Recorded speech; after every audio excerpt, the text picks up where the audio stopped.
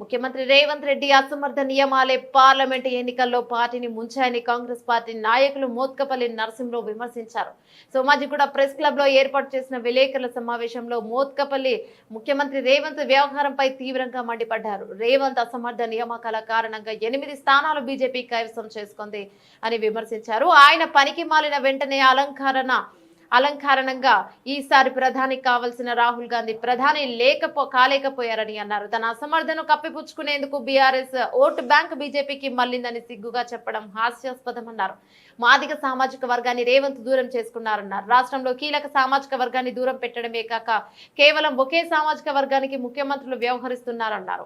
తాను కాంగ్రెస్ లోనే ఉంటాను, కాంగ్రెస్ ను కాపాడుకునేందుకు ఇలానే మాట్లాడతానని స్పష్టం చేశారు. 30 సార్లు ఎమ్మెల్యేగా గెలిచిన తనను 6 గంటల పాటు అపాయింట్మెంట్ ఇవ్వకుండా అవమానించారని మండిపడ్డారు. మహిళా పార్లమెంట్ సభ్యులుగా మొన్న గెలిచింది మాజీ మంత్రివర్యులు. ఈయన నియోజకవర్గంలోనే ఉంది నాకు తెలిసినంత వరకు. ఒక్క బోర్డు పడ్డావు కదా, ఏమైంది? నువ్వు రాష్ట్రానికి ముఖ్యమంత్రి మొత్తం సొంత పార్లమెంట్ నువ్వు గెలిపించుకోలేనప్పుడు ఏ విధంగా నువ్వు రాష్ట్రాన్ని బాధ్యతని నువ్వు నిన్న పార్లమెంట్ సభ్యుడు అసలు 4 లక్షల ఇక్కడ రాజేందర్ మరి 4 లక్షల మెజారిటీ తెలిసిండు. దీంట్లో సమాధానం చెప్తావు. వేరే రంజిత్ రెడ్డిని తీసుకొచ్చింది కోళ్ళు గుడ్లు పెద్ద అవినీతి పనులు నువ్వే చెప్పినావు. ఏమైంది? నీ సొంత జిల్లాలో తెలియలే, నీ పార్లమెంట్ సభ్యులుగానే ఉన్న ప్లేస్ ఉంటే తెలియలేదు అంటే అసలు నువ్వు ఏ రకంగా ముఖ్యమంత్రిగా ప్రభుత్వంలో నువ్వు ఆలోచన చేసుకోవాలి. కసి రాలే, మానవ మనిషికి విచక్షణ ఉండాలి. ఏ విధంగా న్యాయం అవుతుందో నాకు తెలియదు కానీ తమ్ముడు అని సంబోధించిన మొట్టమొదట అయినా ఆయనకు మా కులం మీద కానీ నా మీద కానీ దయా దాక్షిణ్యం లేదు. రాబోయే కాలంలో నేనేమి చిన్నపిల్ల కానీ కాదు, నేను క్రెడిబిలిటీ ఉన్న నాయకుడిగా, దళిత వర్గాలకు సంబంధించిన నాయకుడిగా ఈ రాష్ట్రంలో 30 ఏళ్ల నుంచి మనం పనిచేస్తా ఉన్నా, ముందుకు వస్తా ఉన్నా.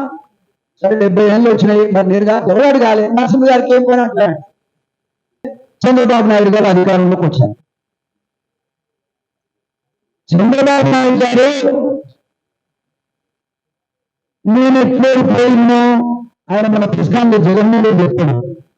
నేను ఎప్పుడు పోయినో నాకైతే మరి చెల్లెమ్మలేమైంది, అక్కలేమైంది, అమ్మలేమైంది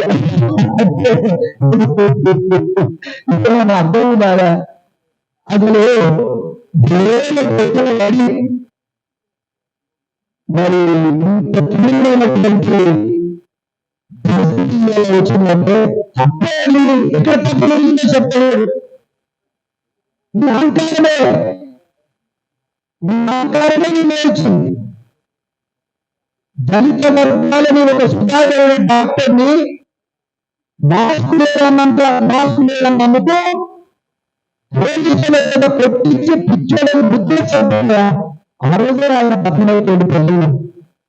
ప్రజలు చెప్పాను, ఆయన మీద అప్పుడు 10 మంది దళితులు వేసులు 10 మంది దళితులు రేణుశైల కొట్టి చంపారు. అనంతరాములు అన్నది ఎమ్మెల్సీ అనంతబాబు వెళ్ళేసి ఒక దళిత యువకుని చంపేసి మూట కట్టి తీసుకొచ్చి వాళ్ళు ఇంటికాడ వేసినారు. ఎవరన్నా ఈ సృష్టిలో ఏ గవర్నమెంట్ ఏమన్నా చూసినా ఇంత ఘోరమా? అటువంటి వ్యక్తి జైలు పోయి మళ్ళీ వస్తే అతన్ని తీసుకొని పార్టీ కలుపుకొని పార్టీలో పక్కన కూర్చుని పెట్టుకుందంటే దీన్ని ఏమనుకోవాలి? ఎవరు చూస్తలేదు మీరు అనుకుంటున్నారా? కాబట్టి ఒక బ్రహ్మాండమైనటువంటి ప్రజాస్వామ్యమైనటువంటి చంద్రబాబు నాయుడు గారు భారతదేశంలో ఒక నూతన చరిత్ర సృష్టించే విధంగా ఇవాళ గెలిచారు. చాలా సంతోషం వేసింది. నువ్వు మేల్కొందని చెప్పా రేవంత్ రెడ్డి గారు, మీరు మేల్కొండి. చిన్నది కాదా లేదు, అదేవిధంగా సామాజిక బాధ్యత తెలియదు, అంటే పెత్తనం చేద్దామనుకుంటాం, దురపెత్తనం చేయాలనుకుంటున్నాం. ఇది ప్రజాస్వామ్యం నడవడి. దానికి ఎగ్జాంపుల్ జగన్మోహన్ రెడ్డి అంత పిల్లలే కదా అయిపోయింది. ఇంతకెళ్ళి బయటకు వెళ్ళారా? ఆ ఉండే ఎమ్మెల్యే కూడా రాజీనామా చేయడం తెలుసు జగన్మోహన్ రెడ్డి. ఏమైనా వస్తాడు అసెంబ్లీకి భయపడితే సంతోషపడటం అనేటువంటి రాజకీయ నాయకులు కానే కాదు. తప్పు జరిగినప్పుడు తప్పని దాన్ని సరిదిద్దుకుంటే కానీ మొండి వాదన చేసుకోవడం వాళ్ళు లీనగారు వారు ఉండలేరు. దానికి ఎగ్జాంపుల్ జగన్మోహన్ రెడ్డి. కాబట్టి ఇవాళ నువ్వు చేసిన వాగ్దానం ఒకటి కాదు, రెండు కాదు, ఏ ఒక్కటి ఎవరో చేయలేదు ఇప్పుడు దాకా బస్సు తప్ప. ఏ ఒక్కటి కూడా అమలు జరగలేదు. 2,500 రూపాయలు మహిళలకు ఇచ్చేందుకు ఏమైంది? నిరుద్యోగులకు 4,000 రూపాయలు ఏమైంది? రైతు బంధు సంవత్సరానికి 10,000 ఇస్తే 10,000 15,000 ఇస్తాను ఏమైంది? 2 లక్షల రూపాయలు రుణమాఫీ చేస్తున్నారు ఏమైంది? దళిత బంధు 10 లక్షలు 12 లక్షలు ఇస్తున్నారు ఏమైంది? అదేవిధంగా వ్యవసాయ కూలీలకు సంవత్సరానికి 12,000 ఇస్తున్నాం ఏమైంది? మహిళలకైనా ఏదైనా కూలీల కమిషన్ రూపాయలు ఏమైంది?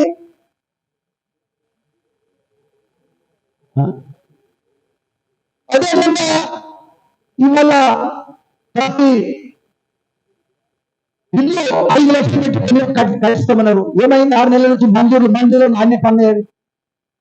నేను అనేది ఏంటంటే ఇప్పుడు ఎవరికి న్యాయం చేయకపోగా ఆ ముఖ్యమంత్రి పదవిలో మాత్రం నువ్వు ఎంజాయ్ చేస్తున్నావు. మాకు తెలుసు ముఖ్యమంత్రి పదవికి ప్రజల కొరకు తన కొరకే కులం కొరకే తప్ప బడుగు బలైన వర్గాలు మైనార్టీ వర్గాల కోసం కాదు, పేద వర్గాల కోసం కాదు అని సందర్భంగా తెలియదు. దీనివల్ల సోనియా గాంధీకి నష్టం చేస్తున్నారు, రాహుల్ గాంధీకి నష్టం చేస్తున్నారు. నీ వల్ల 8 సీట్లు వేరే ఇక్కడ నిర్ణయం వల్ల తెలంగాణలో 16 సీట్లు ఈ ప్లేస్ లో గవర్నమెంట్ మొదలు వచ్చింది. కాబట్టి 40 బిల్లాలతో గెలవాల్సినటువంటి తెలంగాణలో నువ్వు 8 సీట్లతో ఉంటే నష్టం ఏర్పడుతుందంటే రాహుల్ గాంధీని ప్రధానమంత్రి కాకుండా చేసిన ఘనత కూడా జగన్ రెడ్డి గారి. మరి ముందుగా ముడిచినందుకు ఏమో మొట్టమొదటి ప్రధాన పడేసి ముఖ్యమంత్రి గారు నన్ను ఆ జాతి 80 లక్షల మంది మాదిగా ఉంటే 3 స్థానాల్లో పార్లమెంట్ స్థానాల్లో రిజర్వేషన్ ఉంటే 80 లక్షల మంది ఉన్నటువంటి మాదిగలకు ఒక్క సీటు కూడా ఇవ్వలేదు. ఒక్కొక్క ఇంట్లో 2 శాసనసభ్యత్వాలు, ఒక్కొక్క ఇంట్లో 3 ఒక పార్లమెంట్ 2 శాసనసభ్యత్వాలు, శాసనసభ్యులకు గెలిచే అవకాశం ఇచ్చారు, పార్లమెంట్ సభ్యులు గెలిచే అవకాశం ఇచ్చారు. కానీ మాదిగలకు మాత్రం ఒక్క స్థానం కూడా. సరే నా మీద ఏదైనా కోపం ఉండొచ్చు, నేనేమన్నా చేసుకునేది కాదు, ఎవరి సొమ్ము తిన్నాను కాదు, అందరికంటే పవిత్రంగా బతకాలనేటువంటిది నా జీవితం. అయినా కూడా అది అక్కరకు రాదు అని అనుకున్నప్పుడు నా జాతరైనా ఎవరికో ఒకరికి ఇవ్వాలని నేను ట్రై చేశాను. ఎవరికో ఒక్కరికైనా 80 లక్షల మంది ఒక్కరైనా మా జాతిలో మాదిగ కులంలో ఒక్కరైనా లేదా ఒక్కరికి ఇవ్వలేరా మీరు? ఒక కుటుంబంలో 2 ఎమ్మెల్యేలు ఇస్తారు, ఒక కుటుంబంలో ఎమ్మెల్యేలు ఎంపీఎల్స్ 3 ఇస్తారు. ఇది ఎక్కడ న్యాయం? మా కులాన్ని మొత్తం అగౌరవపరచడం మంచిది కాదు. మా కులాన్ని అభావితాలు చేస్తున్నారు, అగౌరవపరుస్తున్నారు, అవమానపరుస్తున్నారు, జాతి మొత్తాన్ని రాజకీయంగా పొందబెడుతున్నారు. ఇది మంచి పద్ధతి కాదు అని చెప్పాను ముఖ్యమంత్రి గారికి. చెప్పండి, ఒకవేళ అయితే ఈ విషయాల మీద మాట్లాడటం ఎవరెవరినో కొత్తలను తీసుకొచ్చి మీరు పార్లమెంట్ సభ్యులు చేస్తున్నారు. మరి ఎన్నికల కంటే ముందే నేను వచ్చాను, నాకు రాకపోతే కూడా నా జాతిలో ఎవరికైనా ఒకరికి ఇవ్వమని చెప్పడానికి నేను ప్రయత్నం చేశాను. కానీ 6 గంటలు ముఖ్యమంత్రి గారి పిఏతో మాట్లాడి రమ్మంటేనే నేను సెక్రటరీ పోయాను. 6 గంటలు కూర్చున్నా నాకు మాట్లాడే అవకాశం లేదు. సెక్రటరియట్ లో 6 గంటలు మా అయోధ్యని పిఆర్ఓ ఆఫీసులో కూర్చొని ఉన్నాను. నరేందర్ రెడ్డి గారు వచ్చి చూశారు, జగన్పాల్ రెడ్డి గారు వచ్చి చూశారు, ఆయన పిఏ. మరి వాళ్ళు అన్న ఒక అర్ధగంట సేపు మీటింగ్ అయిపోయింది కల్పిస్తామని చెప్పారు. 6 గంటల్లో నా జీవితం మొత్తంలో 40 సంవత్సరాల రాజకీయ జీవితంలో అంత అవమానం నాకు ఎక్కువ జరగలేదు. మీద కానీ నా మీద కానీ కక్ష చూపిస్తున్నట్టు కనబడతా ఉంది. 4 ఏళ్ల ద్వారానే నేను పైకి వచ్చానని చెప్పాడు. నేను జడ్పీటీసీ చేస్తే 4 ఏళ్లతోనే పైకి వచ్చానని చెప్తాడు. నేను ఎమ్మెల్సీ చేస్తే రాజుకి 4 ఏళ్లతోనే వచ్చినని చెప్తాడు. అదే 4 ఏళ్ళు తొక్కి పడేస్తున్నాడు ఆయన. అంటాడు కదా, ఆయన ఏమంటాడంటే మీరు ఉత్తరాలే తొక్కి పైకి వస్తున్నా అని చెప్తాడు. అయ్యా మమ్మల్ని ఎంతగానో చెప్తే మేము మీకు అన్యాయం చేసింది ఏం లేదు, అది అందరూ తెలిసిన విషయమే. ముఖ్యంగా తెలంగాణలో 80% ఉన్నటువంటి మాదిగలు, అంటే సుమారుగా 80 లక్షల మంది ఉన్నారు. ఈ 80 లక్షల మంది ఓట్లేస్తేనే నేను అధికారంలోకి వచ్చినాను, నువ్వు ముఖ్యమంత్రి కాగలిగినావు. కానీ ఆ కులాన్ని ఇవాళ అన్యాయం చేయటం అనేటువంటిది మంచిది కాదనేటువంటి విషయాన్ని నేను చెప్తూనే వస్తున్నా. దానివల్ల నష్టం వస్తుందని చెప్పిన ఈ ఎన్నికల్లో ఖచ్చితంగా నష్టం వస్తుంది, నువ్వు అర్థం చేసుకో. ఒక్క సీట్ అయినా ఇవ్వమని మరి ప్రాధేయపడి అడిగినా కూడా ఆయన కనికరం లేదు. మరి ఏం జరిగిందో మీరు చూస్తున్నారు. లేని బీజేపీ 8 పార్లమెంట్ సభ్యులు గెలిచారు. పార్లమెంట్ సభ్యులు 8 మంది గెలిచారు. ఎక్కడ గెలిచారు? ఇటు మాదిగలకి లేకపోతుంది, అటు బీసీలకు. 11 జనరల్ సీట్లు ఉంటే 11 సీట్లలో మరి ఎన్ని సీట్లు ఇచ్చినావు? 11 సీట్లలో బీసీలకు 2 సీట్లు ఇచ్చి మిగతా అందరూ కూడా ఒక సామాజిక వర్గానికి సంబంధించిన వాళ్ళకి ఇచ్చారు. ఒకే సామాజిక వర్గం, అది కూడా రేవంత్ రెడ్డి గారు సామాజిక వర్గం, రెడ్డి కులస్తులకే ఇచ్చారు. ఇది ఎంతవరకు న్యాయం? ఇది ఎంతవరకు న్యాయమని మరొకసారి నేను అడుగుతున్నామన్న ముఖ్యమంత్రి గారు. ఇప్పటికైనా నువ్వు రియలైజ్ అయినవా కాలేదా అని నేను అడుగుతా ఉన్నా. మొత్తం రోడ్లకు ఇస్తుంది, అదిగో డబ్బుల రోడ్లకు ఇచ్చారు. కాంగ్రెస్ పార్టీకి పనిచేసే రోడ్లకు కాదు, పేద రోడ్లకు కాదు.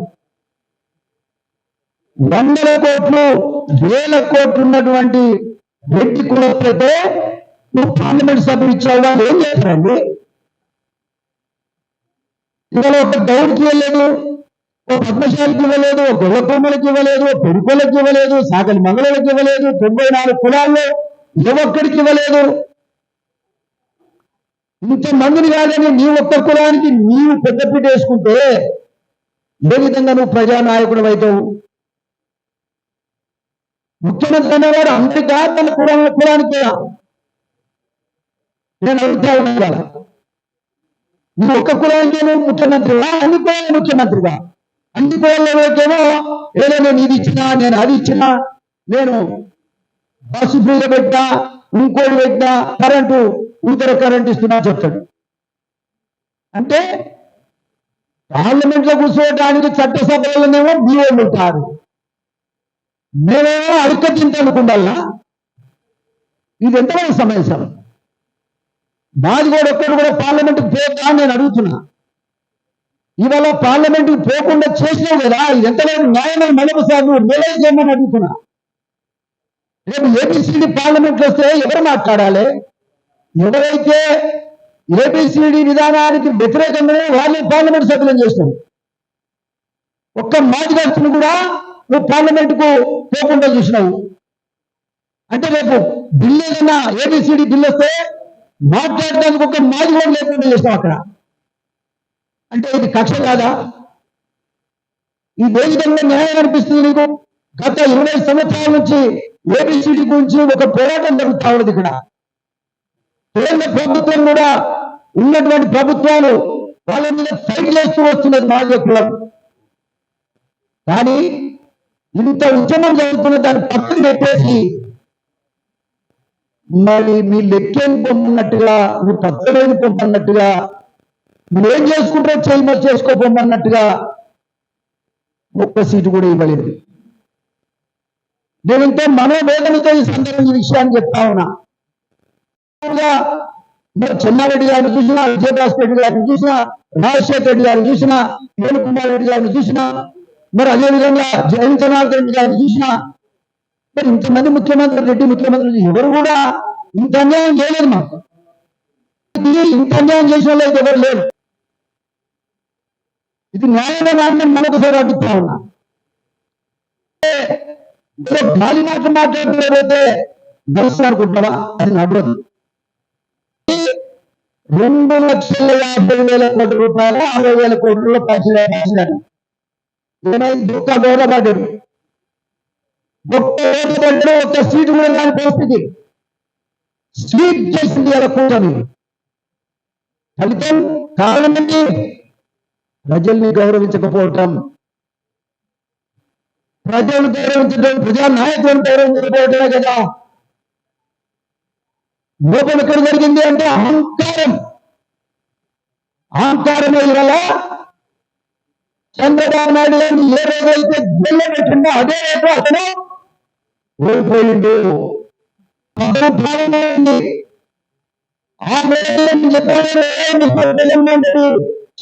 నాయుడు గారిని రాజకీయం ఎదుర్కొంటే మాట్లాడుకోవచ్చు ప్రజల్లో, కానీ జైలు వంప 73 ఏళ్ళ వయసు ఉన్నటువంటి పెద్ద ఆయనని వాళ్ళని జైలు. ఇవాళ మీరు గమనించండి ఏమైందో. రాజకీయంగా నువ్వు కులాలను మొత్తానికి పక్కన పెట్టి ఇక్కడ చేయాలనే ప్రయత్నం చేయటం కానీ, అది కూడా తగ్గులైనటువంటి రోజులే తీసుకురావడం అనుకునేటువంటి పద్ధతి కానీ ఎంతవరకు సంబంధించిన రేపటి నుంచి వచ్చే వారం నుంచి ఖచ్చితంగా ప్రజావానికి పోతారు. ఇది ఏ రకంగా ప్రజల్లో బతకాలి, ప్రజల కోసం పార్టీని అంకితం చేయాలి, నాయకుడుగా అంకితం చేయాలి అంటే తిరిగినే ముఖ్యమంత్రి అన్నట్టుగా ఆయన కొనసాగుతా ఉన్నాడు. మాట్లాడుతూ ఉన్నాడు.